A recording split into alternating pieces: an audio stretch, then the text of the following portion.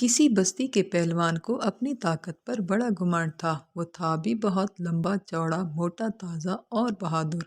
वो समझता था कि मुझसे सब डरते हैं और सब मेरा हुक्म मानते हैं। लेकिन एक दिन एक बुढ़िया ने उससे कहा, मैं नहीं मानती कि तुमसे सब डरते हैं। पहलवान ने कहा, शर्त लगा लो, इस बस्ती में एक भी इंसान ऐसा नहीं जो मुझसे ना डरता हो और मेरा हुक्म ना मानता हो। बुढ़िया कहने लगी, अच्छा तो मेरे साथ आओ।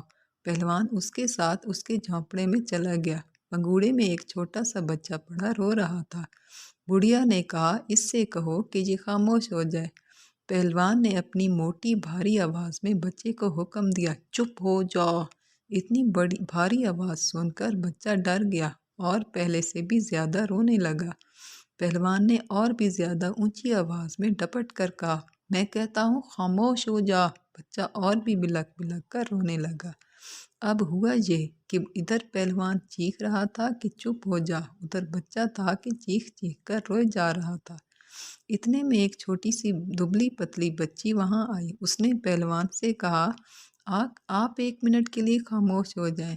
पहलवान खामोश हो गया। बच्ची पंगूड़े के पास गई और झुककर बच्चे को प्यार से चमकारा और कहा, क्या बात है मुन्नू जान, चुप हो जाओ। नन्ही बच्ची मुस्कुराई और अपनी छोटी सी आवाज में लोरी सुनाने लगी। बिलखता हुआ बच्चा खामोश हो गया।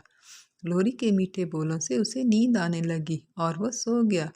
पहलवान शर्मिंदा होकर बोला, मैं शर्त हार गया हूँ बड़ी भी।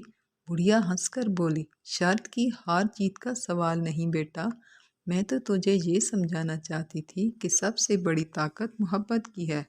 मोहब्बत से इंसान दोस्त दुश्मन दोनों को ही शेर कर लेता है। किसी बस्ती के पहलवान को